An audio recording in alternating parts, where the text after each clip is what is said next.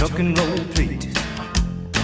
She picked me up in Colorado and put me right in the driver's seat. In 1987, when country music was swinging back to a more traditional sound, with the likes of artists like Randy Travis and Dwight Yoakam, Ricky Van Shelton busted onto that growing scene with his debut album, Wild I Dream. The title track was unable to make much of an impact in the country music field, reaching only number 24 on the country music charts. However, Ricky and his team at Columbia Records pushed on. The next single, Crime of Passion, was the breakout single they had been looking for. With the help of a fun music video, the single broke into the top 10. However, the success could get better when the second single, Somebody Lied, rocketed to number 1 and helped his debut album go platinum. The success of the album helped Ricky Van Shelton win the 1988 CMA for Horizon Award. He also picked up a CNA for Male Vocalist of the Year the following year. But Ricky had to prove he wasn't just a one-album hit wonder. In 1988, his follow-up to Wild I Dream, Loving Proof, skyrocketed to number 1, letting country music know that Ricky wasn't just a one-time wonder. The second album would go on to spawn 3 number 1 singles. His third album, RVS 3, was no exception to his success. It spun 3 top 10 singles, and like his last 2 albums, were certified platinum, not an easy feat for country music artists at the time. During the time of his third album, Ricky even found time to write a successful series of children's books, titled Tales from a Duck Named Quacker. However, the 90s country music brought with it a huge boom of new talent that country music had never seen before. Due to acts like Garth Brooks and Shania Twain, there was a huge shift in country music, and a lot more crowded. This saw traditional artists like Ricky being pushed aside by record companies looking for the next big hit. So Ricky took that time to record a more personal album, a gospel album. Also, taking his future into his own hands, Ricky left Columbia Records and started up his own record label, RVS Records. In 2006, Ricky shocked and saddened his fans when he announced he was going to retire from touring and spending more time at home with his family. It's been 11 years since Ricky has done an interview, and I'm very grateful that he took the time out of retirement to talk with us. A big thanks not only to Ricky, but his loving wife Betty for giving us the time to talk with a country music icon, one that helped bring in the country music boom of the 90s. And on a personal note myself, I feel at times Ricky doesn't get the credit he deserves. He was a massive part of the late 90s movement that forever changed and helped country music grow. Now, here's our very own Brent with the man himself, Ricky Van Shelton. And welcome aboard the Digging Up Bones special interview portion here today, guys. I've got a classic country music legend, Ricky Van Shelton. You doing okay today, Mr. Shelton? I'm doing good, Brett. Doing awesome. Well, hey, Ricky, I want to start off with a question here. We all know the country legend Ricky Van Shelton, but what made this guy from Virginia want to come to Nashville and be a country star? Was it all you ever dreamed of when you got here? You're exactly right. All I've ever wanted to do was be a singer. As a matter of fact, my mama told me years ago, not too long ago, but she said that when I was about 4 years old, that one of her friends came to the house one day, and her name was Nellie. And Mama said, Nellie asked me, says, Ricky, what are you going to be when you grow up? You going to be a fireman or policeman or something like that? And Mama said that I put my hands on my hips and looked at her and says, I'm not going to work for a living. I'm going to sing and draw pictures. That's awesome. So that's how far it goes back. Wow, that's awesome. So when you got to Nashville, was it everything you ever dreamed of? Oh, yeah. It was overwhelming because, I'd never been to a big city. That was the biggest place I've ever been to in my life. And I'm a country person. I don't like neighbors. I don't want to see a neighbor. I don't want to see another house. I've always been that way. So to move into a city was like a culture shock.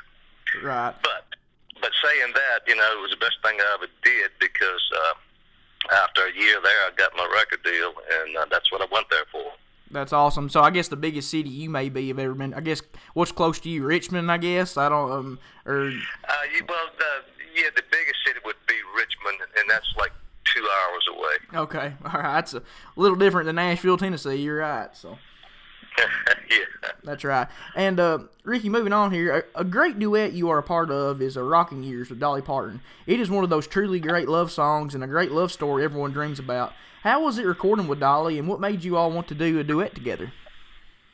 Well, my producer, Steve Buckingham, at the time, he was working with Dolly. He did some projects with Dolly also. And Dolly's brother, Floyd, had written this song called "Rockin' Years."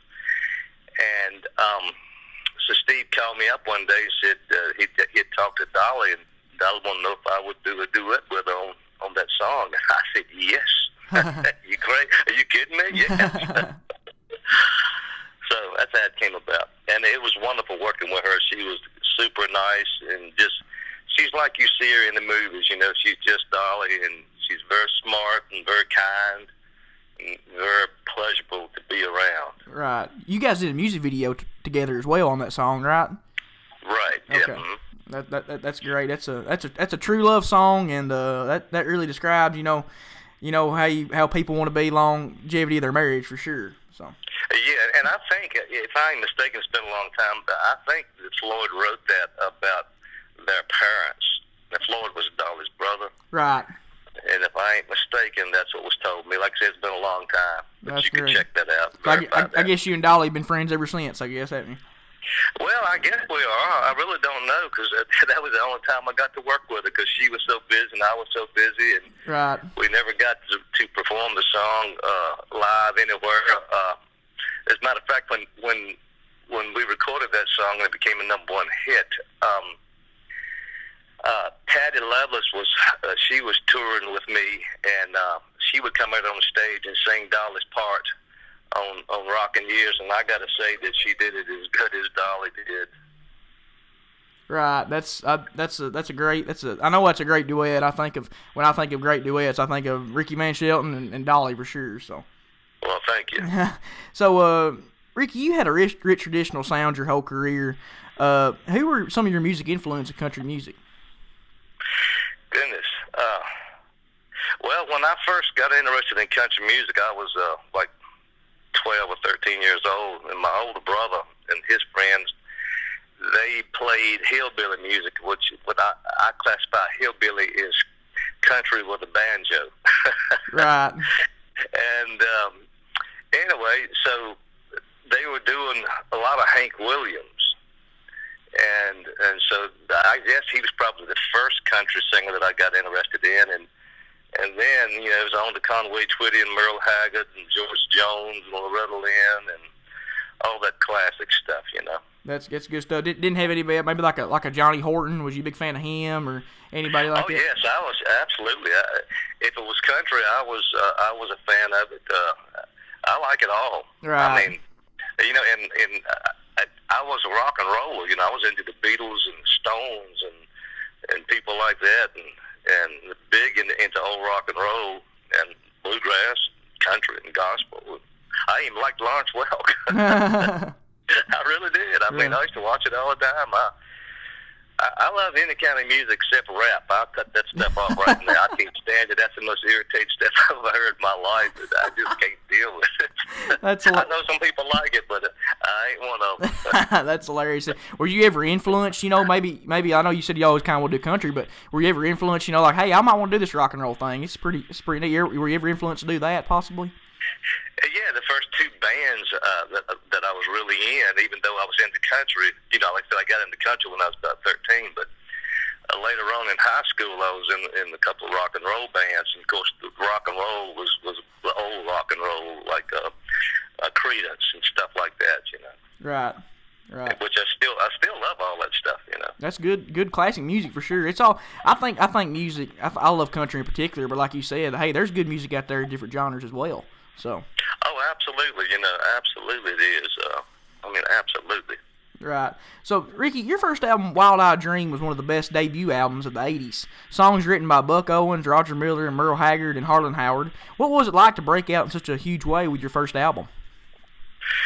What was it like? Yeah, what was it like? Marvelous. Marvelous. It was exciting. I can't tell you how exciting it was.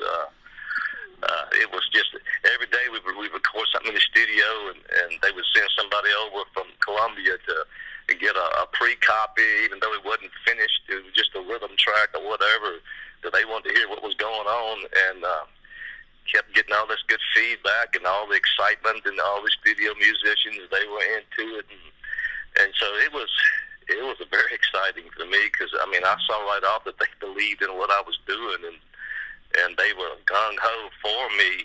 And so yeah, I can't describe how marvelous of a feeling that was. Right. I've always wondered this. Like, I mean, they must have thought a lot about Ricky Van Shelton, because you had these guys like Buck Owens, Roger Miller, Merle Haggard buying into you. Like, hey, this guy's something big. We need to invest in him. So I mean, that's pretty special.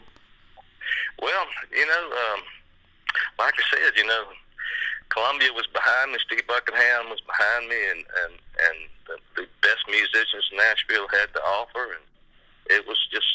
It's hard to describe what that feels like. Me coming from a little place called Grit, Virginia, in the middle of nowhere, and moving to Nashville and getting a major record deal, and oh yeah, it was overwhelming.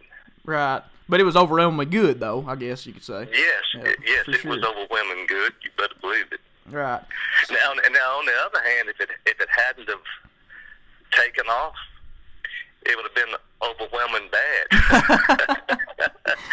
Everything in life is a double-edged sword. I don't care what it is, Right. Everything's got its good and bad. You are correct. If it's a good side, it's a bad side waiting somewhere. That's just the way life is, That's correct. Ricky, I've heard this rumor for years, but rumor has it is that while trying to take a photo cover for the cover of Wild Eye Dream, that they couldn't get a good cover photo. Then you kind of like took a break and was just relaxing on the sofa when the photographer took a photo just for fun, and they ended up using that. They ended up using that as the cover on the album. Well, that's true.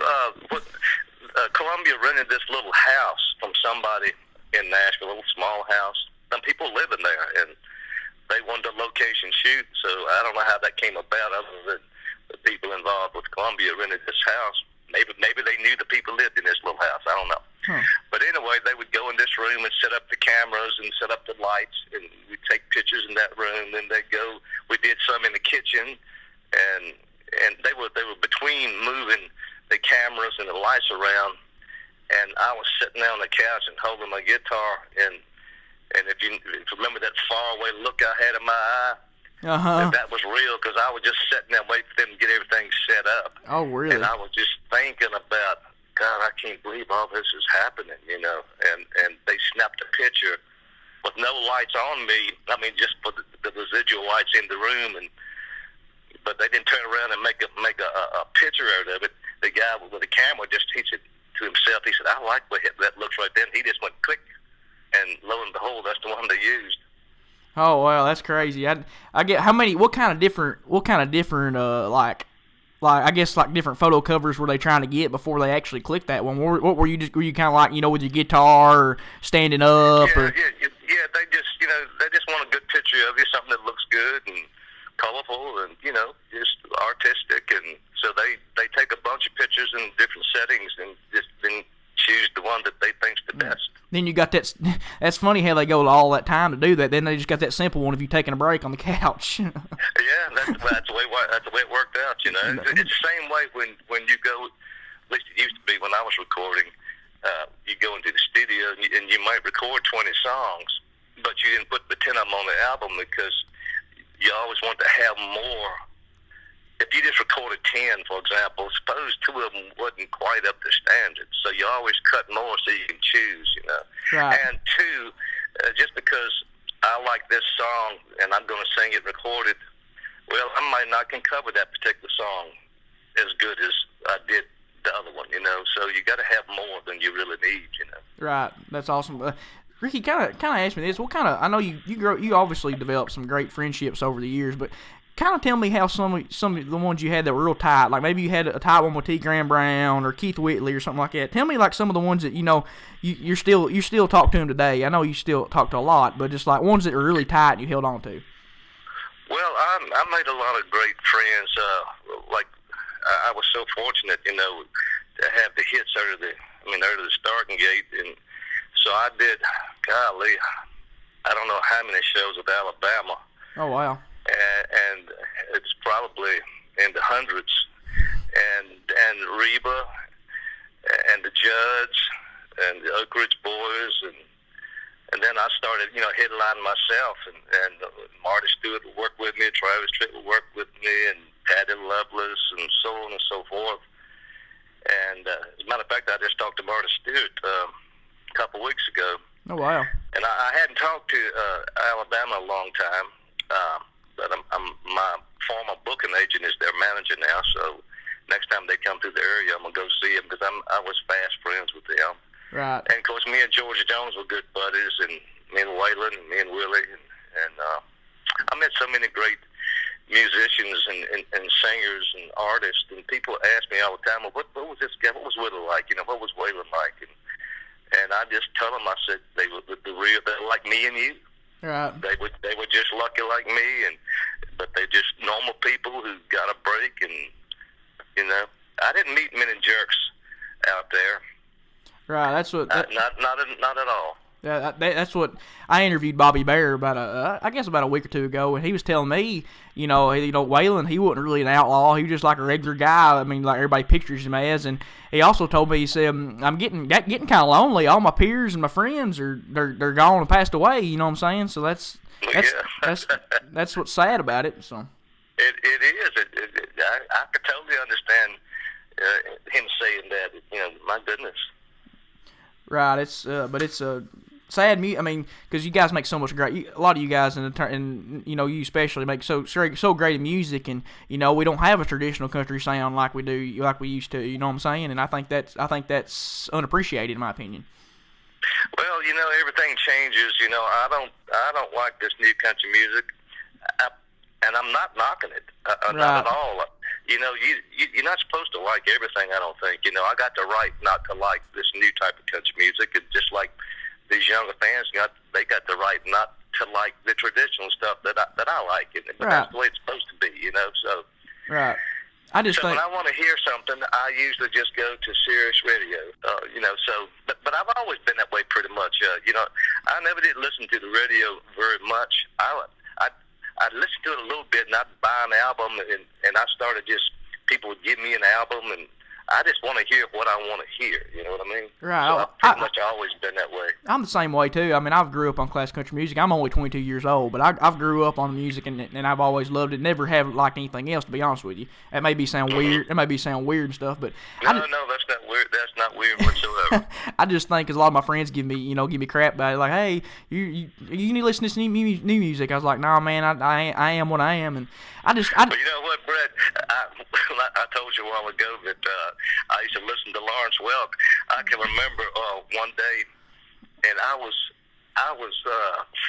just had graduated from high school, and one of my buddies called me up and said, hey, they got a dance over here at so-and-so's place. Said, you want to go? And I said, yes, but I want to finish watching Lawrence Welk first. And he laughed. He said, boy, you're crazy. What's wrong with you? Lawrence Welk. I said, yeah, I like it. So they don't understand. That's what people like. People, when I listen to like one of my buddies, he gives me a hard time. I love Tom T. Hall song. I like that song a lot. And he said, man, that guy talking about grass and squirrels and all that, ain't no good music. I said, dude, I love it, man. That's just me. So you got to stand true to yourself. I don't. There was no such thing as peer pressure when I was coming up.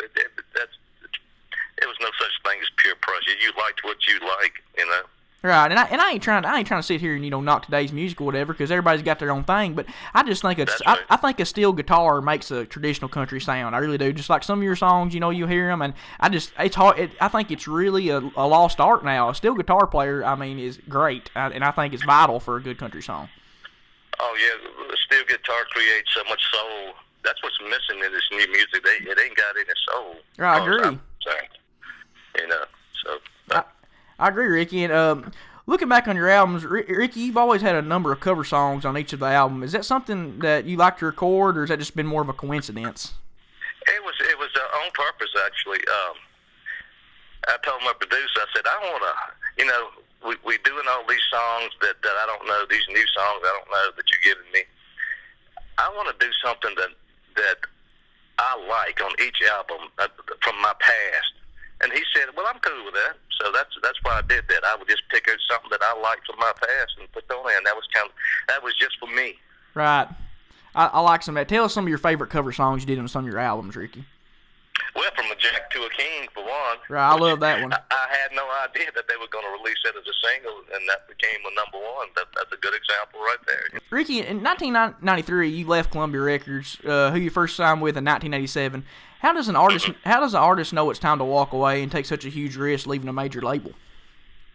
Well, I left because I didn't have any creative control of the songs that they released for singles, and it bothered me because I would go out there and I would sing these songs off the albums, and I was doing 200 shows a year, and I'd sing these songs off the album, the whole album. I'd do the whole album, and I knew which ones that I sang the best, and I knew which ones that the crowd responded to the most. But they didn't pay no attention to me, and that got to me. So I got frustrated, and I just asked out of my contract, and they let me air that. Huh? I guess I don't know. Maybe I guess you kind of feel like you were being taken for granted. I guess they kind of thought like, oh, this guy's past his prime. Let's not listen to what he's got to say. I guess that's what kind of you're getting at, right? No, it wasn't a feeling of being taken for granted, but like I told you, I knew which ones that the crowd responded to the most, and I knew which ones that I gave the best performance on. And, everything with me ain't got a price. Right. There's one thing that don't have a price for me, and that's my integrity about my music. That's never been for sale. Right. I wonder how the record company didn't. I mean, like you're the star. I wonder how the record company didn't pick up on that. That you knew what song the crowd responded the best to, and you knew which ones you could perform better. I wonder why that they didn't realize that. It depends on who was in the record company at the time. Like they changed presidents and vice presidents and president of the AR, and they change these people every couple of years. It might be on a reason why they do that. So it just depends on who's in your corner, who's there at any given time. Right. So the same guy that was in your corner, in the early '80s, probably wasn't there in '93. I guess is what you're saying. Yeah. So, okay. It's just the way business is. It's the nature of the beast, ain't it? It's the nature of the beast. That's correct. So anyway, I was unhappy with that situation, and I just asked out at it. Right, I understand. So soon after you started up your own label and financed your Making Plans album yourself, did you like the freedom of being your own label? Yeah, I like that, but I found out real quick I didn't have enough money to make that thing work. It takes an enormous amount of money to make a label work. Right. I mean, enormous amount. What kind of problems were you running into, Ricky? Like, besides money? Money. It takes money. Money. So you got to get it distributed. You got to get it printed. You got to get the artwork. You got to get in the jobbing houses. You got to distribution. Blah blah blah. On and on and on and on. It takes an enormous amount of money to do that. So money. I guess money was one of the main problems. But like, did you? Your help wise, with like employees, you had the crew? You felt like, or? Oh, yeah, you got the money, you ain't got no problems as far as getting the business going, but it just takes a lot of money to do something like that, and I didn't have that kind of money. Right, I understand that. So, you've also... Think about it. If the artist had that kind of money, every artist would have their own label. I was fixing to say, that makes... If it was easy, everybody'd do it, wouldn't it? Yeah, it takes an enormous amount of money to make that, pull it off. That's right. So Ricky, you've also written a series of children's books, Tales from a Duck Named Quacker. What is it like to do something so out of the career you were in, and what inspired you to do this? Well, I've always written songs and poems. I used to write poems and songs when I was in grade school, and so doing the little children's books, it just came easy. Really? So, how many? I know you put one. Do you put out 2 or 3? How many of them books did you put out, Ricky? 3. I thought it was 3. Okay. So tell us a little storyline behind the Tales from a Duck Named Quacker. Well, I'll tell you how that I wrote the stories. I was in a motel room one day, and we had a layover, and so I was in a motel room, and it was raining, and I thought to myself, I looked out the window, I said, now here I got a rare day off, got nothing to do, a couple interviews during the day, and it's raining.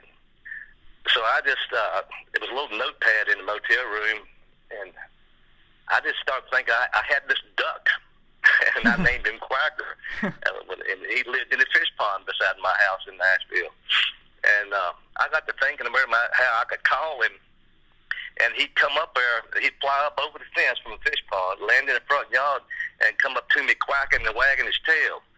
And I picked up that little notepad, and I started writing, and so thus the tales from a duck named Quacker. Well, that's neat right there. I guess, was it you fish pretty regularly out of that pond, I guess, and he kind of come up there to you? Oh, yeah. Anytime I was home, I fished. Yeah, I had a fish pond behind the house, a fish pond on the left side of my house, and a river on the right side. I guess that's just a country boy coming out with you. I bet you did the same thing when you were young in Virginia.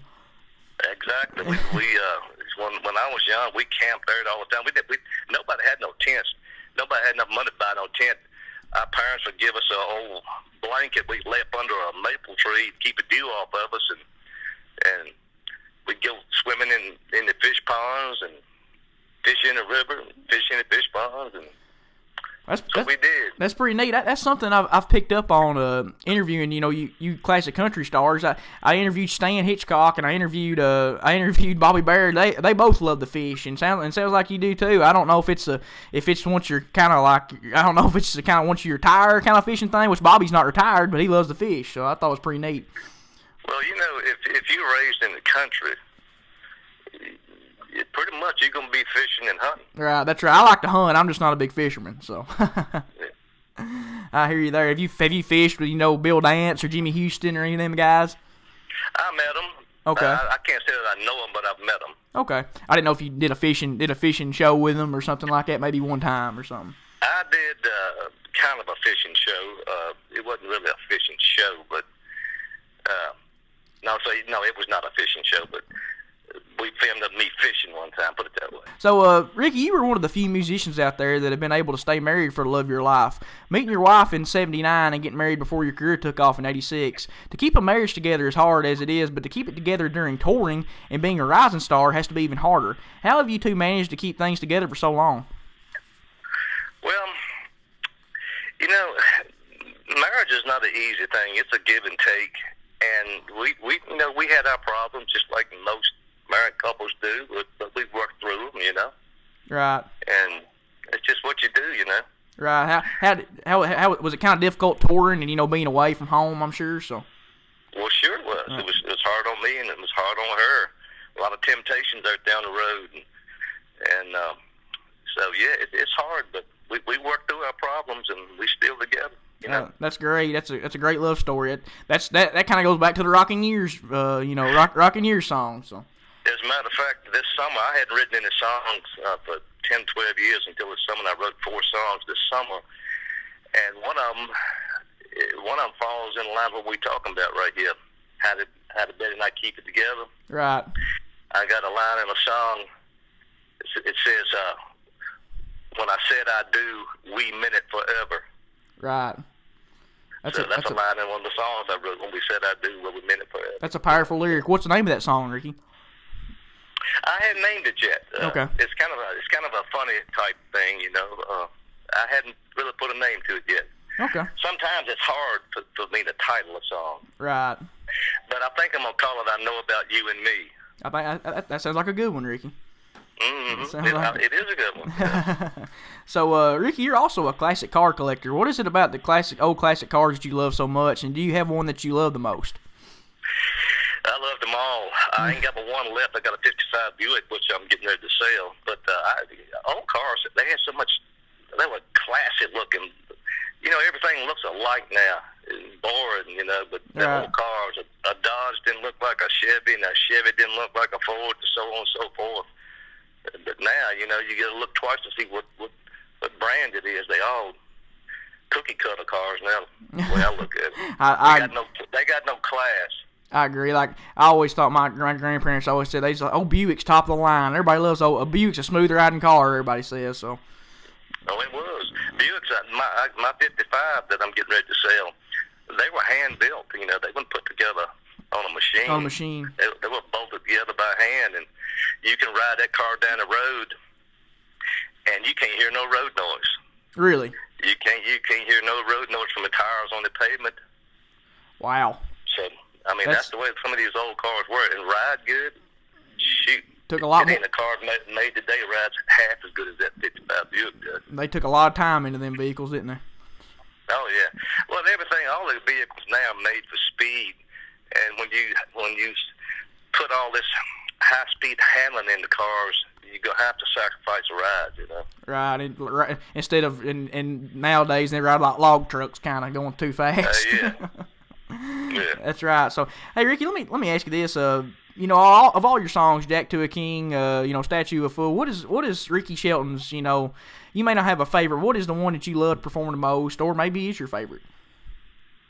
What's the ones of my hits? Ones of your hits, or even any ones that maybe they're not. You know, it's just on an album that people may not know of. Well, all right.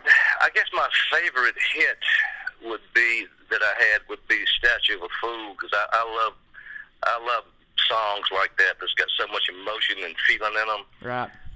So that would be my favorite song to sing that was a #1 hit for me. And there was an album cut on one of my albums, and I can't remember which album it was, the name of the album, but it was called I'm Starting Over. Okay. That was my favorite album cut song to sing. What year was that, Ricky? I can't remember what year it was. It's on one of my albums, but like I said, I've been retired for 12 years, and I don't go back through them and listen to them anymore. You don't get tired of your own music, do you? Oh, yeah. Oh, yeah. You know, for 20 years, I sang those same songs every night, and you get tired of them, even though you still love them, you know. So. Right. How did you kind of break up the monotony of, you know, you and the band kind of doing the same old songs every night? How'd you break up the monotony? Did you do anything different, you know, maybe one night and then the other? Well, what I started doing was I would do 30 minutes of hits, just one after another, and to kind of see what the crowd was like and what they were getting into and what they were feeling, you know. And then I just start shooting off a hip and do whatever I wanted to do. Sometimes the band had no idea. I just grab a chord and start frailing away, and because they knew everything in the world. Right. And then they would gradually come in and back me up, you know. That was always fun. And then instead of just introducing the band, I mean, they were such great musicians.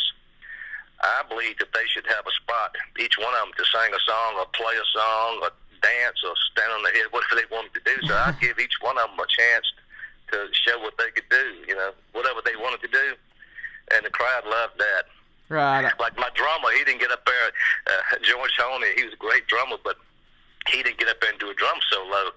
He would get up there and sing a song and sing it just as stupid and out of key as he could, and people would just die laughing at him. He'd make up words, and it was hilarious, you know. Yeah. And so that broke the monotony of you know. Right. That's a great show when you can have a little fun with it like that, ain't it? Right, yes. That's a great show. Ricky, we know a lot of musicians that quote-unquote retire but then come back. Do you think you ever see you back on tour or release a new album, or is the retired life too much fun? That's a tough question. I'm got old enough to realize never say never.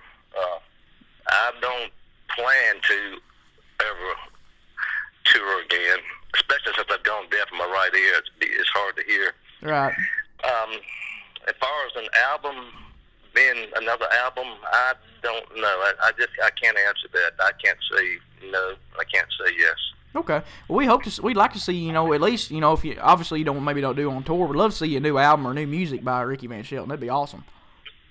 Well, like I said, it may be because I'm started writing again, and so we'll just have to see.